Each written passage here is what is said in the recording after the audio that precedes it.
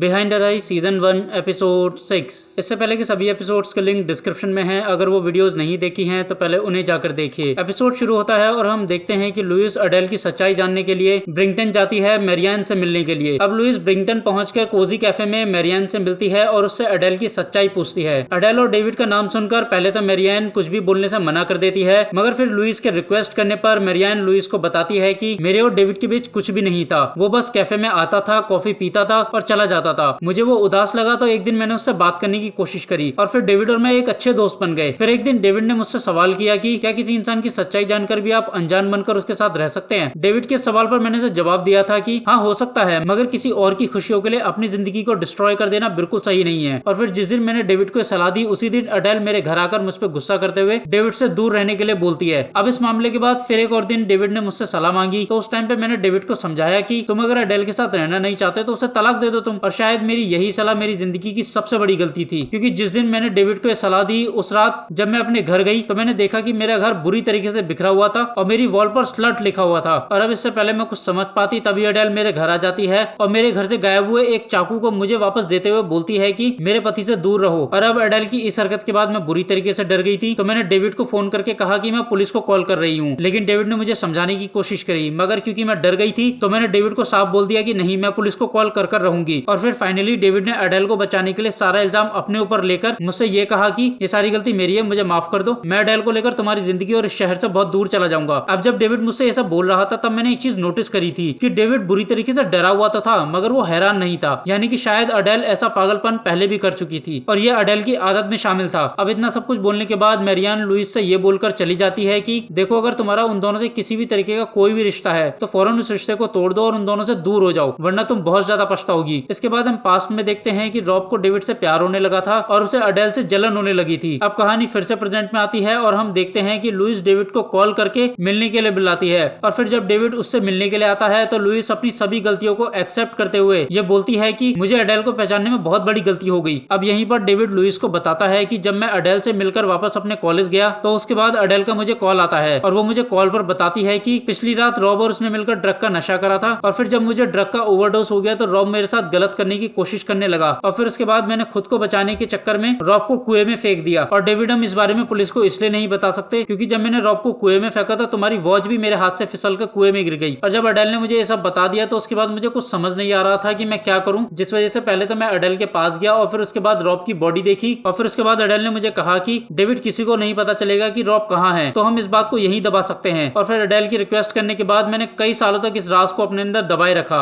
और फिर रॉब की मौत के बाद हम लोग अडेल की उस प्रॉपर्टी में कभी नहीं गए। इसके बाद मैंने कई सालों तक कोशिश करी अडेल से दूर रहने की, उसे छोड़ने की, मगर अडेल ने मुझे धमकी दी कि अगर मैंने उसे छोड़ने की कोशिश करी तो वो पुलिस को ये बोल देगी कि मैंने रॉब को मारा है। और क्योंकि मेरी घड़ी कुएं के अंदर गिरी हुई थी तो पुलिस अडेल इस बात को मान भी लेती, लेकिन पुलिस को भेजे गए तुम्हारे लेटर ने मुझे बहुत ज्यादा हिम्मत दी है और अब मैं स्कॉटलैंड जाकर पुलिस को सरेंडर कर दूंगा और सब कुछ सच बता दूंगा, उसके बाद जो भी होगा देखा जाएगा। अब इसके बाद डेविड स्कॉटलैंड चला जाता है और लुइस पहले तो अपने बेटे एडम को उसके डैड के पास छोड़ती है और फिर अपने घर आकर इधर उधर देखते हुए अडेल को पुकारते हुए बोलती है कि अडेल क्या तुम यहाँ हो। और अब जैसे ही लुइस ये बोलती है वैसे ही लुइस के फोन पर अडेल का कॉल आ जाता है और अब लुइस के कॉल उठाते ही अडेल उससे बोलती है कि तुम्हें मुझसे बात करनी थी। लुइस जवाब में फ्रस्ट्रेट होकर बोलती है कि अडेल ये तुम क्या घिनौना खेल खेल रही हो, प्लीज अपने इस खेल को बंद कर दो। अडेल लुइस की बातों को सुनकर उसे जवाब में बोलती है कि मेरे पति के साथ तुम सो रही हो और खेल मैं खेल रही हूँ। और अब अडेल बोलती है कि लुइस मैं चाहती थी कि तुम डेविड से नफरत करो, तुम सिर्फ मुझसे प्यार करो, सिर्फ मुझसे, मगर तुम्हें सिर्फ मुझ पर तरस आया और फिर भी तुम मेरे पति के साथ सोती रही। अब बातों ही बातों में जैसे ही लुइस अडेल को यह बताती है कि उसने अडेल की मदद करने के चक्कर में पुलिस को यह बता दिया है कि डेविड ने ही रॉब को मारा है और रॉब की लाश कहाँ पड़ी हुई है, वैसे ही अडेल के पैरों के नीचे से जमीन खिसक जाती है क्योंकि पुलिस के सामने अडेल का कोई एस्ट्रल प्रोजेक्शन नहीं चलने वाला था। और अब अडेल बुरी तरीके से गुस्से में लुइस को गालियां देने लग जाती है और लुइस अडेल की गालियां सुनकर फोन कट कर देती है। अब इसके बाद हम देखते हैं कि अडेल खुद को फंसा हुआ देख पहले तो एक लेटर लिखती है जिसमें वो लिखती है कि इन सब की शुरुआत आग से हुई थी और इसका अंत भी आग से ही होगा। इतिहास खुद को दोहरा रहा है, मैंने रॉब को मारा और मैंने ही रॉब की लाश को कुएं में फेंका। मेरे पति का इस मर्डर के अंदर कोई हाथ नहीं था और उनकी सिर्फ इतनी गलती थी कि वो इतने सालों तक मुझे पुलिस से बचाते हुए आ रहे थे, लेकिन इसमें भी उनकी गलती नहीं थी क्योंकि मैंने कई सालों तक अपने पति को डराकर धमकाकर बंदी बनाकर रखा था। डेविड एक भला इंसान है, वो प्यार का हकदार है, मैं अपने किए हुए को एक्सेप्ट तो कर सकती हूँ मगर डेविड के बिना उससे दूर अकेले नहीं रह सकती और अब इसी वजह से मैं अपनी जान देने जा रही हूँ। इसके बाद हम देखते हैं कि अडेल पहले तो डेविड और अपनी तस्वीर को देखती देखती है और फिर इसके बाद उसके कपड़ों से उसकी खुशबू सूंघने लगती है और फिर अपनी सारी दवाइयों को फ्लश कर देती है। इतना सब करने के बाद वो ड्रग से भरे इंजेक्शन को अपने बेड के बगल में टेबल पर रख देती है और फिर एक जोड़ी ग्लव और ड्रग के बॉक्स को अपने बेड के अंदर छुपा देती है और फिर इसके बाद लुइस को काफी सारे मैसेज करके अपने इलेक्ट्रिक बोर्ड में काफी सारे कपड़ों को डालकर उन कपड़ों में आग लगा देती है। अब एक तरफ तो लुइस अडेल का मैसेज पढ़कर समझ गई थी कि अडेल कुछ गलत कदम उठाने जा रही है, जिस वजह से वो अडेल को रोकने के लिए उसके घर की तरफ निकल जाती है। वहीं अडेल ड्रग लेकर अपने बिस्तर पर लेट जाती है। अब जब लुइस अडेल के घर पहुंचती है तो वो देखती है कि उसके पूरे घर में आग लग चुकी है, जिस वजह से लुइस अडेल के घर में घुसकर उसे बचाने के लिए गेट के ग्लास को तोड़ती है, मगर इस बार गेट के डोर में की नहीं लगी हुई थी और अब लुइस गेट को ओपन नहीं कर पा रही थी। और अब काफी हाथ पैर मारने के बाद लुइस के दिमाग में एक आइडिया आता है कि वो एस्ट्रल प्रोजेक्शन के जरिए अडेल तक पहुंचेगी और उसे सुसाइड करने से रोक लेगी। और अब लुइस अडेल को बचाने के लिए एस्ट्रल प्रोजेक्शन के जरिए ठीक उसी रास्ते से अडेल के बेडरूम में जाती है जिस रास्ते से अडेल लुइस को अपने बेडरूम में लेकर गई थी। यहाँ पर आगे बढ़ने से पहले मैं आपको बता दूं कि मैंने आपसे पिछले एपिसोड में कहा था ना कि अडेल के लुइस को बेडरूम तक ले जाने वाले रास्ते पर ध्यान रखना। असल में अडेल लुइस को अपने बेडरूम में इसलिए लेकर गई थी क्योंकि जब भी हम एस्ट्रल प्रोजेक्शन करते हैं तो हम अपनी आत्मा को सिर्फ उसी जगह ले जा सकते हैं जहां हम पहले कभी भी फिजिकल फॉर्म में विजिट कर चुके हों। और क्योंकि अडेल के बेडरूम में जाने के लिए पहले लुइस को फिजिकल फॉर्म में वहां विजिट करना था, तो यही विजिट अडेल ने लुइस को उस समय करवाया था। अब जैसे ही लुइस अडेल के रूम में पहुंचती है वैसे ही हम देखते हैं कि अडेल की आत्मा चुपके से अपने रूम से बाहर निकलकर लुइस की बॉडी में घुस जाती है। और अब क्योंकि लुइस की बॉडी में अडेल की सोल घुस गई थी तो इस वजह से लुइस की सोल अडेल की बॉडी में खींची चली जाती है। और अब हम समझ पाते हैं कि मामला बिगड़ने पर अडेल को क्या करना है ये उसने बहुत पहले से प्लान करके रखा हुआ था। और अब अडेल और लुइस की सोल बॉडीज को रिप्लेस कर लेती हैं। इसके बाद अडेल उठती है और जो की उसने पहले से ही घर के बाहर छुपा रखी थी वो उस की से गेट खोलकर अडेल के रूम में जाकर पहले तो छुपाए हुए ग्लव्स और बॉक्स को बाहर निकालती है और फिर उसके बाद ग्लव्स को पहनकर ड्रग का इंजेक्शन निकालकर लुइस को लगा देती है और फिर अडेल की बॉडी में लाचार पड़ी लुइस को घसीटते हुए घर के बाहर ले आती है। इसके बाद पुलिस लुइस को अडेल समझकर अरेस्ट कर लेती है और अडेल जो कि लुइस की बॉडी में थी वो लुइस की लाइफ को पूरी तरीके से अडेप्ट करके लुइस के बेटे को उसके डैड से वापस ले आती है और फिर डेविड के साथ अपनी न्यू लाइफ शुरू करने की तैयारियां शुरू कर देती है। इसके बाद पास्ट में हम देखते हैं कि डेविड के कॉलेज जाने के बाद जब रॉब अडेल को बताता है कि उसने एस्ट्रल प्रोजेक्शन के बारे में और भी कुछ पता किया है जो बहुत ज्यादा इंटरेस्टिंग है। और अब हम देखते हैं कि रात होने पर जंगल के अंदर बने कुएं के पास अडेल और रॉब एस्ट्रल प्रोजेक्शन के जरिए अपनी आत्माओं को अपनी अपनी बॉडी से बाहर निकालकर एक दूसरे की बॉडी में शिफ्ट कर लेते हैं, यानी कि रॉब की आत्मा अडेल की बॉडी में और अडेल की आत्मा रॉब की बॉडी में। और अब आत्माओं की शिफ्ट होते ही अडेल रॉब को बोलती है कि उसे ये सब अच्छा नहीं लग रहा तो क्या वो वापस अपनी बॉडी के अंदर वापस आ सकती है। और अब अडेल की ये बात सुनने के बाद रॉब अडेल के ऊपर आकर उसे ड्रग का इंजेक्शन लगा देता है और फिर अडेल को यानी कि रॉब की बॉडी को कुएं में फेंक कर अडेल को मार देता है। और अब हमें यहाँ पर ये समझ आता है कि अडेल ने लेटर में ये क्यों लिखा था कि इतिहास खुद को दोहरा रहा है। और अब इसी के साथ हमें कहानी का सबसे बड़ा राज पता चलता है कि जिसे हम अब तक अडेल समझते आ रहे थे वो असल में रॉब था, जो कि एक गे था